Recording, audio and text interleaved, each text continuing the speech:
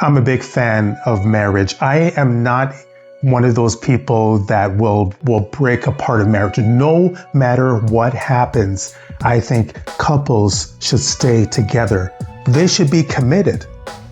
But when it comes to a movie such as Dune, there was a big problem with my relationship. For one, I wanted my wife to watch this movie so much.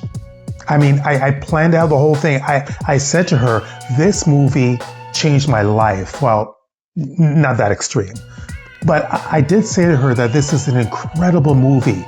You should watch it, sweetheart. You will really appreciate it. I said that to my son as well, but especially my wife. I mean, I loaded it on to her. I was trying to sell this movie because she's also a sci-fi fan. And I thought when her and I were getting married, right? You see the ring, right? Right?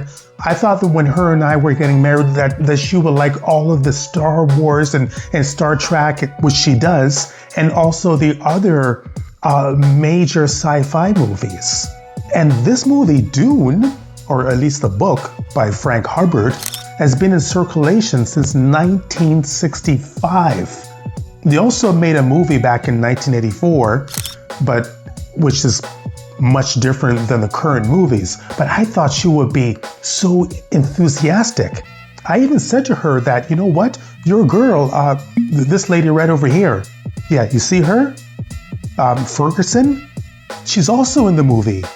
And I said, yeah, and you also like this girl right over here from Black Widow. Yeah, that girl. She still didn't want to watch the movie. What is it with my sweet wife that she doesn't want to watch this? I even played for her some of the trailer of the new movie. And I thought that would get her to watch. But then she says no. It's just not her thing. And I'm not sure why. There is some people, like your wife, they don't like the slow buildup of Dune. They want the action right away. They're not in for the long-awaited payoff, because this one takes a lot of patience. All right, back to you, York. The really good thing about this is that with a movie like Dune, I can understand why Valrica, that's my wife, may not be into it. Because the way that this world is, it's so much different than a Star Wars movie. With Star Wars, that's just like feed me popcorn and let me watch the movie. You have everything right there. It's more colorful. Dune, hence the name, like sand dunes, it's a desert planet. It's bleak. I mean, society has reduced itself in such a way that it's run by a tyrannical regime. Now, you could be said that also Star Wars is run by a tyrannical regime that wants to take over the galaxy. Yeah, but then you have your heroes like Luke Skywalker and Han Solo, and they just make those movies look so cool and fun, and you want to be like Han Solo. At least I wanted to be like Han Solo. Dune is much different. Also, comparing the two with Star Wars, you also have kind of like a Messiah, like the chosen one, which is Luke. Dune has also done this even before Star Wars. Mind you, this is back in 1965. But they turned the whole idea of the chosen one on its head. And they do this in an incredible way. Because the prophecies, if you haven't seen Dune, I don't want it to ruin it for you. You got to watch part 1. You have to watch part 2 before you ever attempt to see part 3. Without any huge spoilers, the whole prophecy about him being the chosen one, almost like the Neo, is all false. It's all a way of controlling society. But then Paul, the main hero of the story, he falls into it. He starts to believe it. But before he didn't, if you watch part 1 of the movie, he heard about these prophecies and he says, no, I'm just a man. I don't want anyone to worship me. But then all of the compliments, I guess, it gets to his head. And if you read the book, this movie, part 3 that's coming out, it's about the Messiah. I think the book is called The Messiah. But incredible story, incredible world building. Back to my sweet wife. Yeah, she didn't like it because of the feeling of these movies. But the writer and the director, the producer, they're unapologetic. They know the type of movie that they're making, and instead of running away from it, they lean right into it. I was also talking to one of my executive producers, my son Elijah, about this movie, and I was also trying to get him involved into watching it. I said, Elijah, you gotta watch this. Eventually, he did, and he loves it. And the reason that he does is because of all the world building that it is. And we were saying just the other day ago that what would have ruined this movie? Now, this may sound weird because Marvel does this. Marvel could get away with having comedic characters and other movies as well. But that would have ruined Dune because this already has a heavy feeling to the movie. And you don't want to throw in a character just for the laughs in it. You don't want to do that. It wouldn't really match. And I'm glad for part 1 and part 2, they didn't even try. They kept it to the book. And from what I heard, even though I haven't read Dune yet, and you know what, I may buy the Dune book or one of the Dune books before the movie comes out. But from what I heard, they kept faithful to the original novel. Now, speaking about the novel, it's called an hexology. I like that. An hexology. Not a trilogy, but an hexology. Frank Herbert, he wrote 6 books. And then after he died, his son and also another writer, they wrote more. So all together with the spin-offs and everything that within the Dune series, it's about 21, 22 books. That's a lot of reading. I don't think I'm going to dedicate myself to reading all 22, but I may read the 3 books. I'm not sure about all 6 books. Can anyone tell me the word of the day?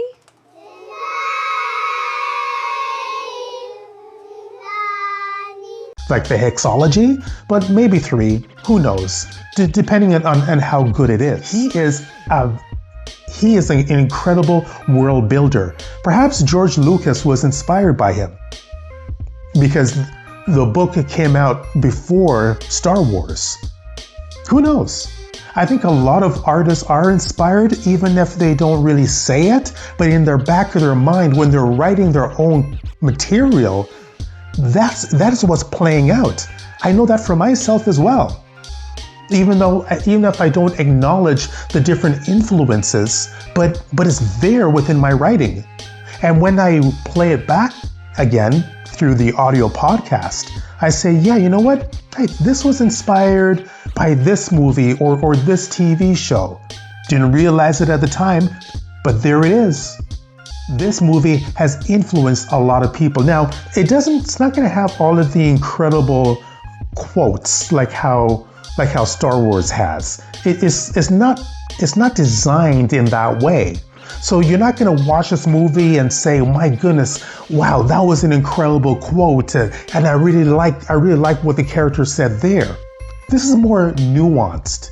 It's not as flashy. Also, the good thing about this is that it doesn't lead you by the hand.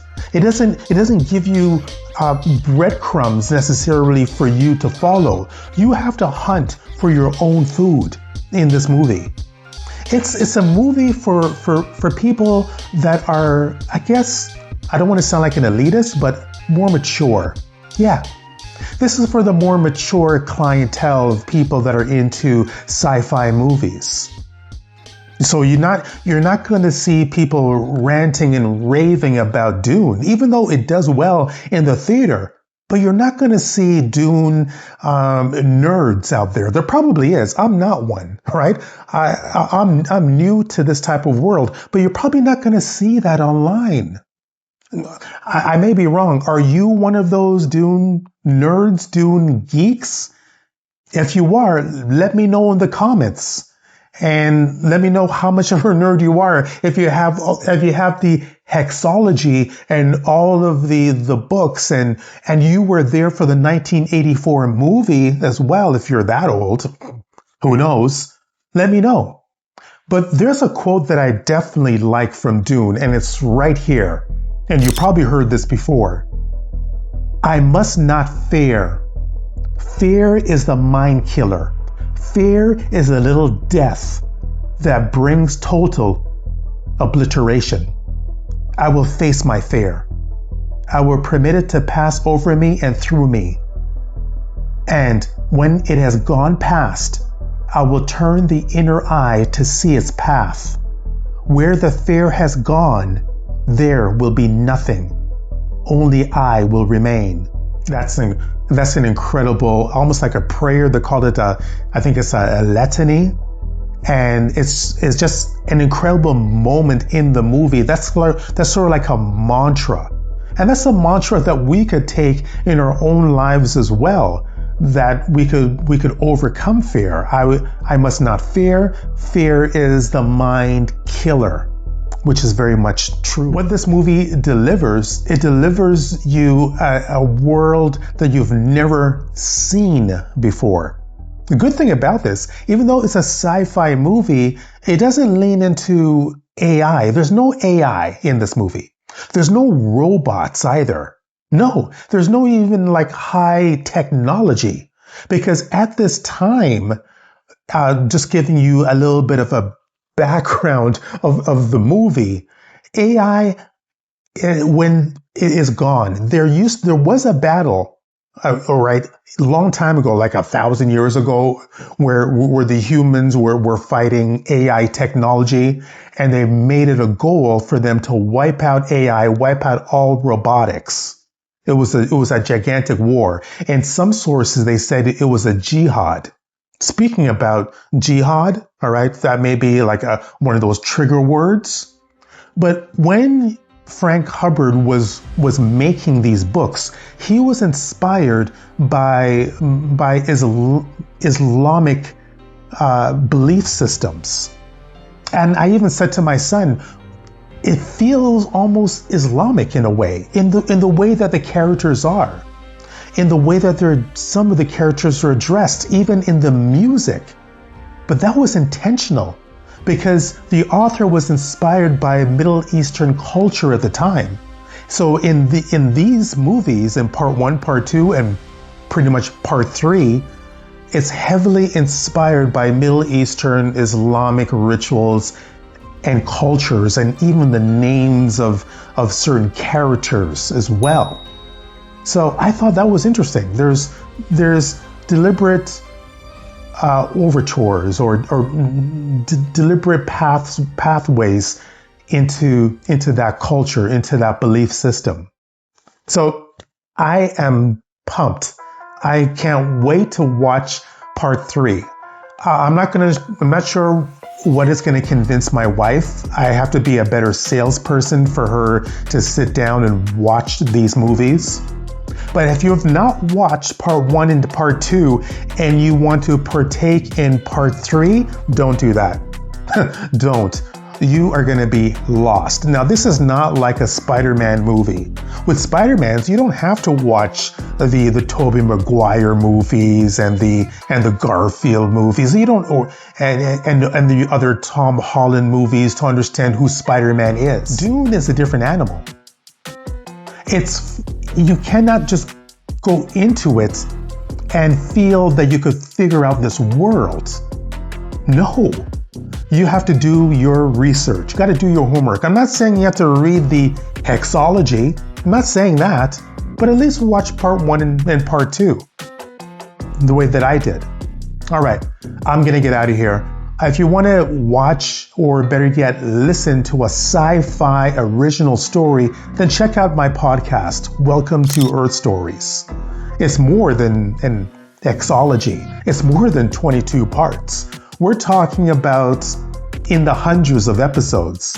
I started this show back in 2017, and we have talent from Jamaica, from Japan, from my friends in the United States, here at home in Canada, all around the world. Voice talent from all parts of the world. And we tell sci-fi original stories. So check it out. All the details is in the show description, or you could go to welcometoearthstories.com. That's about it for me at this time. Thank you so very much for watching. And if you could do me a favor, if you could take this video to your friends, especially your friends that are into Dune, and let them know about everything that's going on with this show. That's it. You take care, and I'll talk to you soon.